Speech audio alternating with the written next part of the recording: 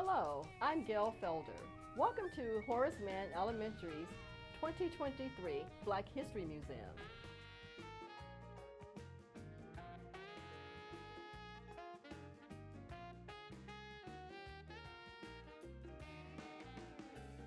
The visitors first come to our museum, their eyes are drawn to this stunning beauty. She is an African American. This beauty comes from a creation that I had in my mind. It's a collage of many African Americans, past and present, which brings us to the theme that I thought of. The theme for this year is past, present, and future. So I curated this beautiful museum based on the past, present, and future. So we'd like to go ahead and get started. If you look here on this wall talks about some of the first African Americans that contributed to our American culture. If you look here, you can see that this person, Vicente Guerrero, was the first president of Africa with African descent in Mexico. And if you look at him, you move to Shirley Chisholm from the past, and it leads us to Barack Obama, and then our present Vice President, Kamala Harris. So when you move from left to right, it's amazing to see how the past is connected to our present and also our future. This year, I wanted the students to learn something different.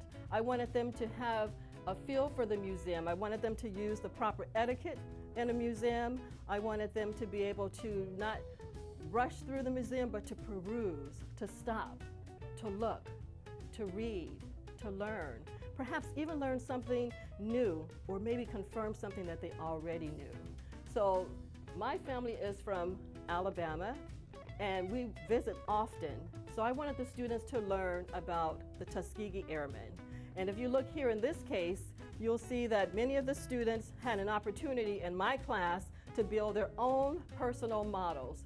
So I purchased models for each student in my classroom. They were able to build, paint, and put them together while they were learning about these wonderful heroes of our American history. I also put together a slideshow of these wonderful heroes, which also led to the astronauts. So the students had an amazing experience learning about these wonderful Americans. If you look here, you'll see that we have photos, my personal photos, of being actually on the practice grounds of where the Tuskegee Airmen actually practiced. And so it's one thing to look through a book, but when you actually see someone who is here in the present, who actually has visited those places, it makes everything come alive for all of our students. And I really wanted that for them. So you can see here, these are some of the photos. This is Eugene Bullard. He was the first African American to become a pilot. He went to France to become a pilot. So as the students are perusing through the museum, they have an opportunity to stop and read about the Tuskegee Airmen and how many flights they were allowed to, or how many flights they actually saved Americans. And then you see Bessie Coleman, the first African American pilot who also went to France to learn to fly. Also, the students had an opportunity to learn some of the African culture about the bongos. It is believed that the bongos came from Africa, but they're also from Cuba. So I wanted to incorporate a plethora of history and culture so that all of the students and the parents and the community could look at this wonderful hidden gem here in the hallway of the second grade building at Horace Mann Elementary. Which brings us to some of the students' own work. I wanted to make sure that I was true to the standards of the students. For instance, I wanted to make sure that the reading, social studies, the writing, I wanted to make sure that all of those standards were incorporated into this wonderful museum. The reading, the writing, the social studies, the arts, it's all here. You can see that the students were able to select their own personal hero. That comes from our social studies unit, chapter 5, What is a Hero? They were able to choose a person of their choice.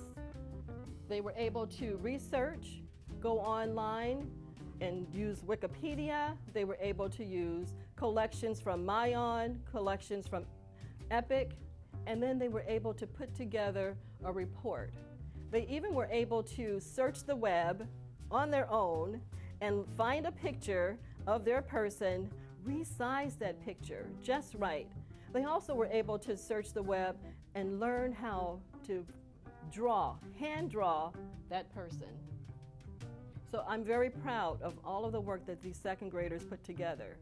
But not only were the second graders involved in the second grade team of teachers, but other teachers also reached out.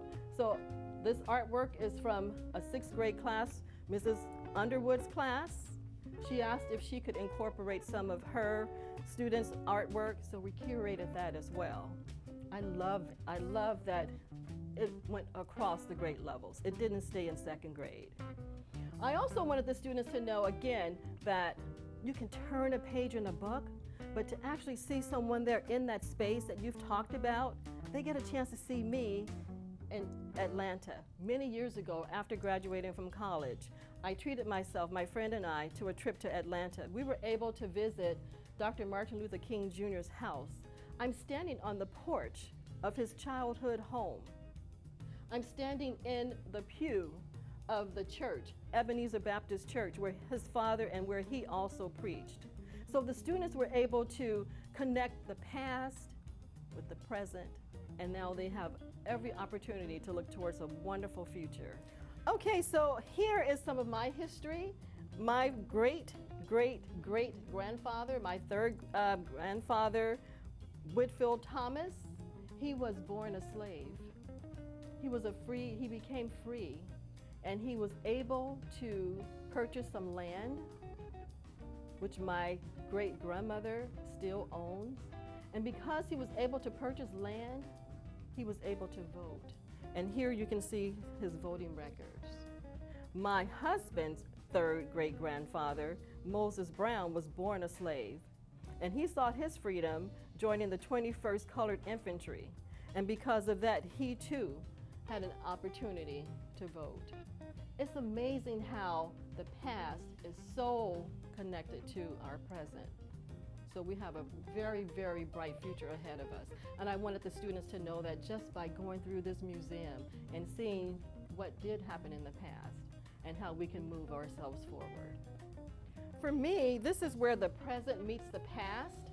These are periodicals, movies, books from important African Americans who now lives are captured in these books, in these movies. It's amazing. And the students and the visitors are able to peruse and take a look at it.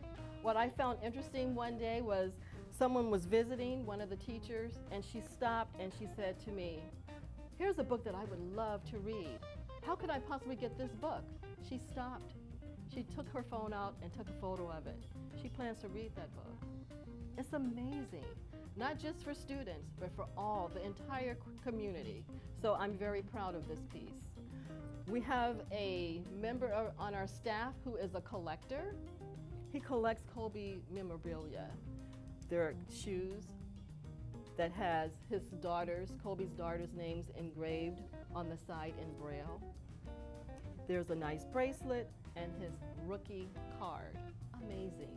So everyone wanted to participate, not just students, but also the staff. This wall shows what we call the GOATs, the greatest of all time. And there's a wonderful story here too. As one of the staff members was perusing through the museum, she did exactly what I was hoping for. She looked, she stopped, she read, she moved on, and then she later asked me, "Well, Mrs. Felder, where is Jesse Owens? Isn't he a GOAT?" I said, "Jesse Owens is there."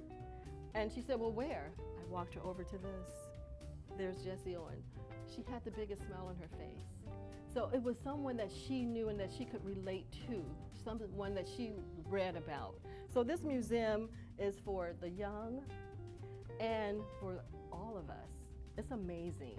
It's a place to come to learn and to thrive, just like the Anaheim Elementary School District.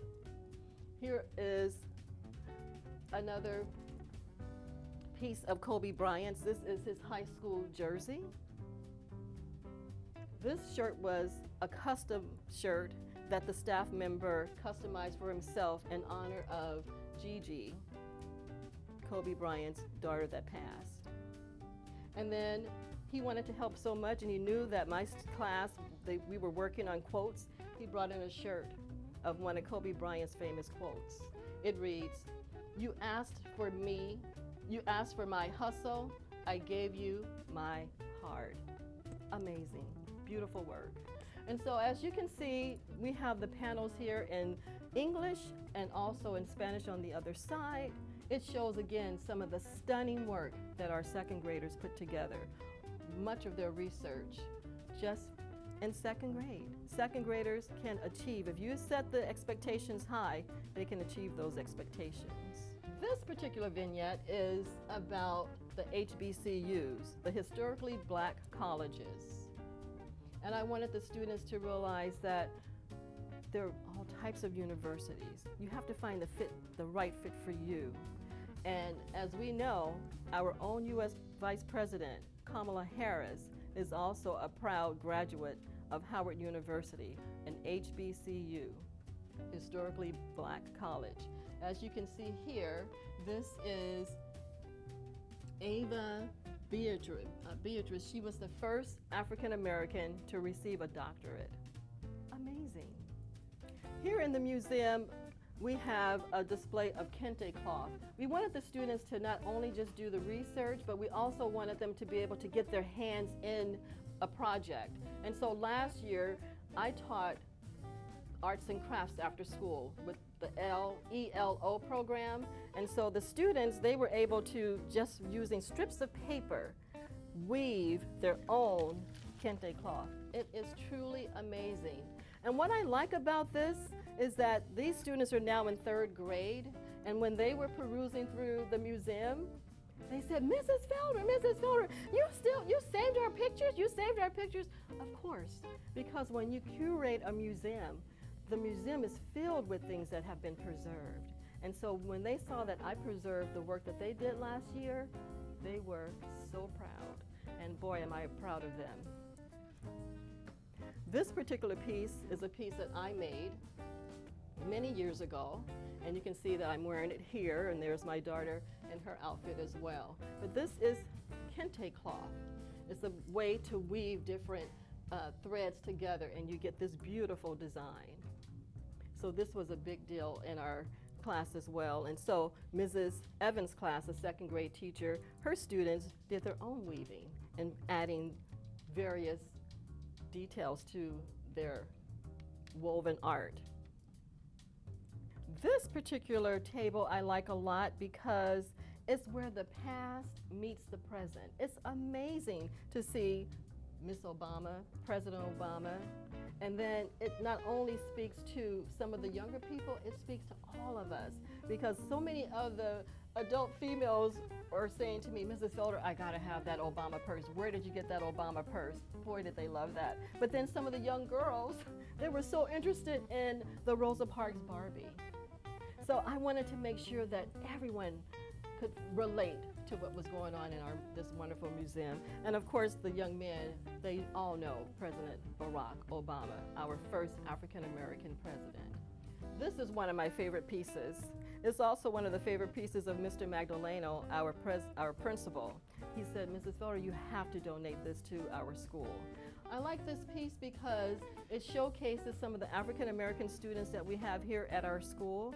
And what I did, I sent to all of the teachers a paragraph for the students. All students were able to participate, but I really wanted to showcase the African Americans for the month of February, for Black History Month. And what they needed to do was to fill in a closed paragraph, and I like how you can see the progression of the grade levels from second grade across all the way to sixth grade. And if you notice, we have this student, and one of the sentences in the paragraph states, I learned about, and then they had to talk about who they learned about. This particular student learned about Mae Jemison, one of the astronauts. This student learned about Jackie Robinson and Bessie Coleman. So they're next to the person who they learned about. I also wanted to take those silhouettes and have them face one direction, and generally that is what happened. And what I wanted them to do is to face the future. They're looking towards a very bright future. And so as you peruse the museum, you'll be able to take a look at some of the paragraphs that the students wrote. Amazing. And then these are wonderful books that the students in my class were able to stop and take a look at and read and peruse through. A great collection of African American literature. Okay, again, the past meeting the present. Of course, this is Barack Obama and Mrs. Obama, but then we have Ruby Bridges, and then look at her and our Vice President, Kamala Harris. Amazing. Past, present, and future. We're all connected. It's very profound. A simple theme, but has lots of depth to it. I love this particular case because these are my own personal artifacts that I have from home. And it was wonderful to see some of the students as they were perusing through the museum. Some asked, Mrs. Felder, can you tell me more about the Kinara? Well, that is what they use to celebrate Kwanzaa. Other students, well, Mrs. Felder, what about the masks inside? Well, the masks are from Kenya. Amazing. Africa is an amazing continent. And the the fabrics are from Nigeria. These are actually from Nigeria. So I wanted to make sure that I displayed these textiles as well. I talked about with the students how the masks were made using the balloon technique. So they had so many questions, things that they had never learned before, they were able to learn. They had questions, the questions were able to be answered. So they were very curious. The curiosity didn't stop. It was amazing to watch and amazing to see. This is Jean-Michel Basquiat's work. This is from Mrs. Torres's class. She's a DLI teacher in second grade. She did this last year for our museum, and I asked her, can you please do the Maasai necklaces again this year? And I think that they're amazing because they're made from paper plates, and they are stunning. Then she also said, Mrs. Felder, well, I'd like to do some artwork on canvas. And instead of having her just line the canvases up, I said, how about if you suspend them from string? And not only did she just suspend them from string, she suspended them from beautiful strips of ribbon. And so I wanted the students, and she wanted the students, we all second graders, teachers, we wanted the students to be able to incorporate art into our museum as well. So we wanted the feel of a real museum, and I think we did that. And so I also wanted the students to know, again, you can turn a page, you can look at a piece of art, but to actually see someone in the present actually there. And here I am at the Broad Museum, standing in front of a piece of Jean-Michel Basquiat's artwork. It brings it to life for the students.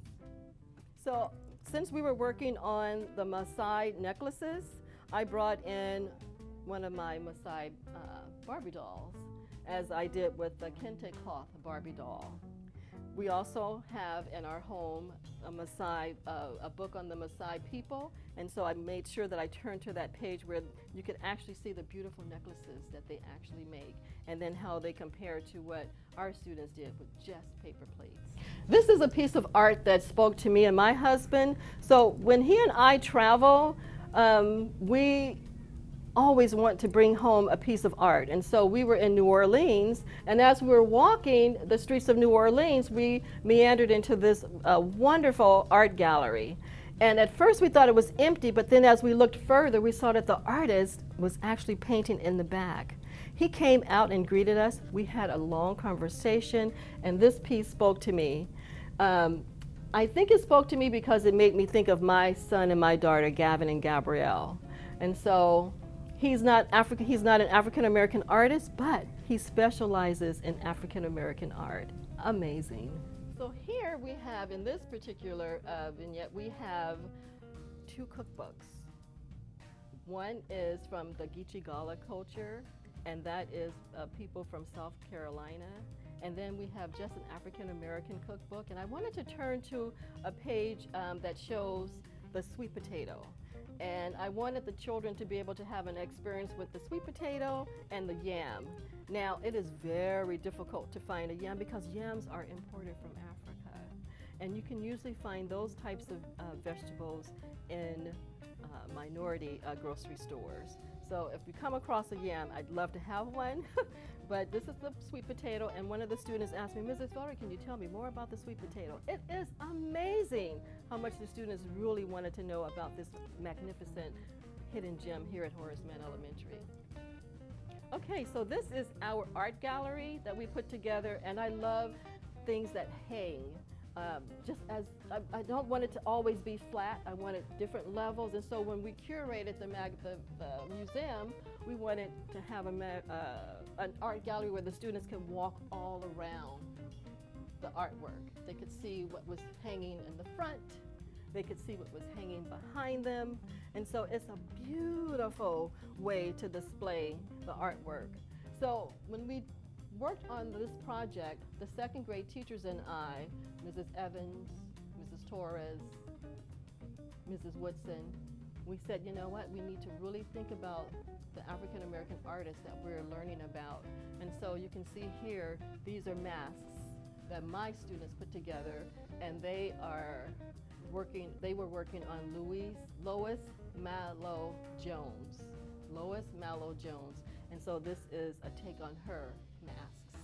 Mrs. Evans' class, they worked on the colorful abstract art inspired by the artist Reggie Laurent.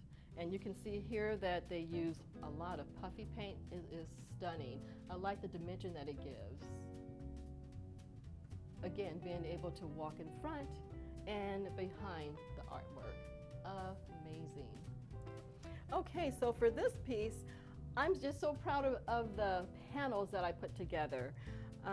With this piece, again, these are the silhouettes that you saw earlier with the African American students at our school.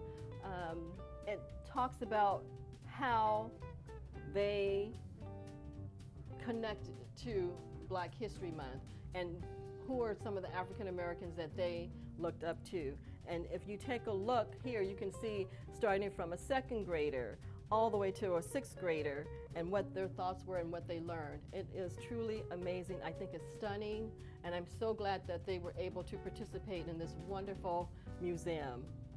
I also made sure that on the back of each panel, like for instance, this says future, on the other side is futuro.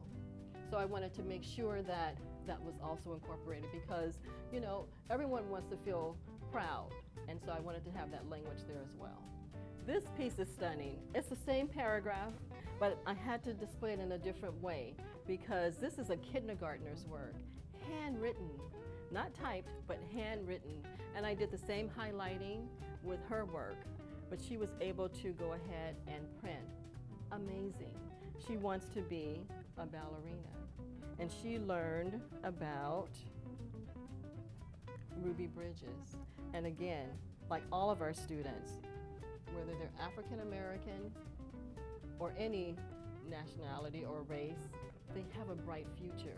But we have to make sure that we give whatever they need to have to achieve those goals that they have.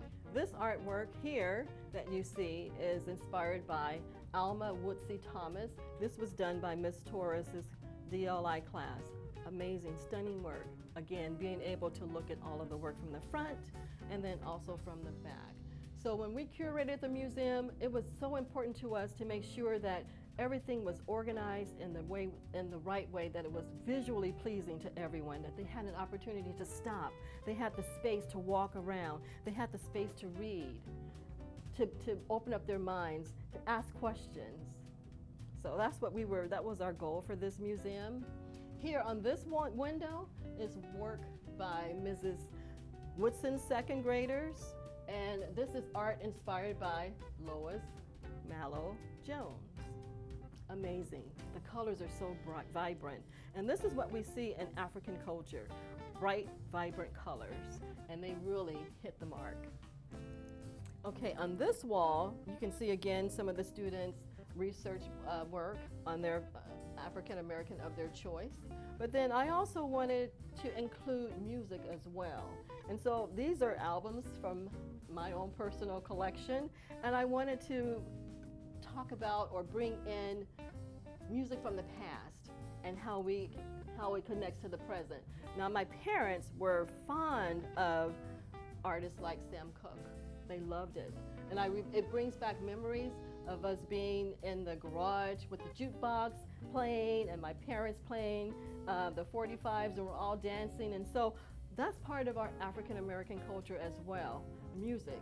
And so you can see here that there's a plethora of different versions of music, and even Silk Sonic. And we had a chance my husband and I, to recently visit a concert with Bruno Mars. So all of this, to me, is part of American culture. And again, I feel that it's a gem hidden here in Horace Mann Elementary School. So what I did for my class, I made sure that they had a chance to participate in artwork by Romer Bearden. And you can see here, it was so funny because the students were saying, that's a guitar, that's a violin. But then I had to let them know that this is a bass. And then I even played a snippet. I found a video of someone playing the bass, and they loved that rich, deep sound. So that's what this is about. This little piece here to me is amazing. There's a third grader right in this classroom here. He wanted to do his own project, so he came up with a project and he presented his work on slides. And so I even learned something. And so he did a report on Sarah Boone. Sarah Boone was the African American that invented the ironing board. The ironing board, something that we use all the time. And so that sparked something in me when I read that. So I went back to my home and I pulled out my great-great-grandmother's iron. This iron is over 100 years old. My grandmother gave it to my mother, and then I got it when my mom passed. My mom loved beautiful things, so she painted the iron gold, and then if you look closer, you can see where she had hot glued on some sequins. I can't bring myself to take the gold paint off because my mom put it there. But the connection again from the past, the present. Sarah Boone inventing the ironing board, my grandmother with a cast iron, and now I have it. Do you see the theme, past, present, future, and how it's connected? It's profound.